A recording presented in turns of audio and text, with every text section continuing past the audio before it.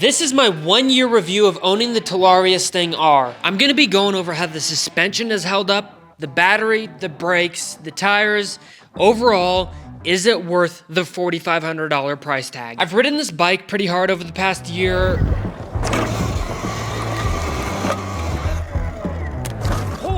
Including crashing it a couple times. Everything is completely stock. The only difference is the white wrap on half of it and the different seat cover. But actual performance-wise, nothing's been changed. Starting off with the suspension, this is the Talaria factory fork. Out of the box, this fork was great. You have two ways you can adjust it. It's slightly adjustable with both the preload and the rebound. But if I'm gonna be completely honest, you can't actually get that much of a difference in the feel on the fork by adjusting either of those. The one problem I did end up having with this fork, after a couple months of riding it and it feeling great, there's one jump I did that I ended up bottoming out pretty hard.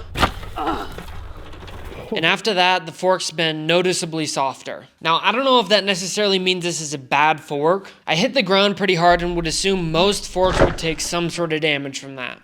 Next is the rear shock. Again, this is the one that came on the bike. I like this rear shock more than I like the front fork. You can adjust the stiffness of it way more. I have mine set up pretty stiff and haven't had any issues with it. I have taken some pretty big hits with it, and one thing is when you do bottom this rear shock out, the back tire hits the bottom side of the rear fender and makes a pretty disgusting sound. Honestly, when I bought the bike, I was expecting that both suspensions, front and back, would bottom out relatively easy given that it's not a legit dirt bike. So I would say I'm actually surprised with how good the suspension actually is. Moving on to the power and battery. Now, I'd assume everyone knows to do this by now if you're looking into buying one of these, but under the handlebars by the horn, there's a brown wire that you need to cut if you want the full power of the battery. Now, this really isn't necessarily a problem with the battery, but one thing I did notice, after about 300 miles, the bike just felt sluggish. It wasn't quite as quick off the line. And then I figured out there's actually a 300-mile break-in period with the bike. So after the first 300 miles, you have to change the oil in the motor, which I did with the oil that came included with the bike. And after I did that, the powers felt the same as right out of the box.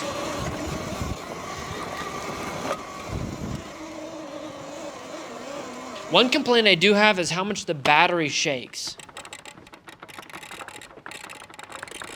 I've seen plenty of ways you can fix this. A lot of people put a strap around the battery. I don't really like the way it looks having a strap going around here. You can also buy rubber pieces to put in the cage where the battery goes so it doesn't move as much. My fix, it's a little bootleg, but I just shove a glove in between the top of the battery and the piece that closes over the top. It was kind of a temporary fix turned permanent because it works. No battery rattle here. Next thing, the brakes. I'm actually impressed with how good they've been and how long they've lasted. Now, I am at the point where I think I'm getting pretty close to needing to change the brake pads. But again, it's been a year with the stock brakes, stock rotors, stock pads, and they've been great. One thing I have noticed, it can be a little deceiving when you're on the road. Since it's so quiet, you're oftentimes coming to a stop faster than you think you're going. But like I said, I haven't had any problems stopping as fast as I've needed to. The only thing is they're starting to squeak a little bit.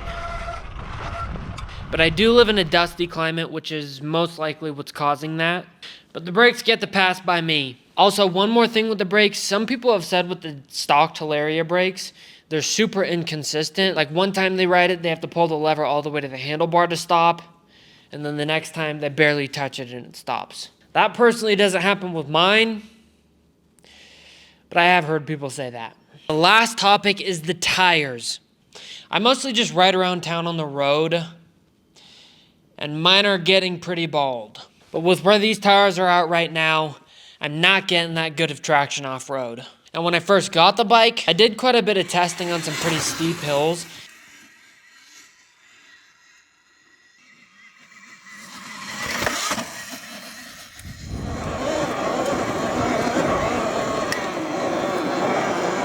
And I was actually thoroughly impressed with how good it did. But if I were to go and try and do this again, no shot of making it this far up some of these hills.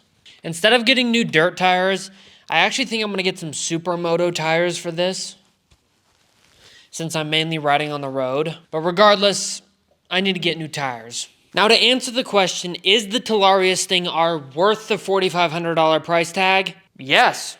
The only actual problems I've had is that I cracked the skid plate landing on a rock and then just a couple scratches from normal use, which is nothing that actually affects the performance of the bike. The bike still runs like new, and I'd say if you've wanted one of these or you're thinking about getting one, pull the trigger because you're going to have way more fun than you're expecting. Thank you for watching. Make sure you like the video, subscribe, and comment what upgrades I should make.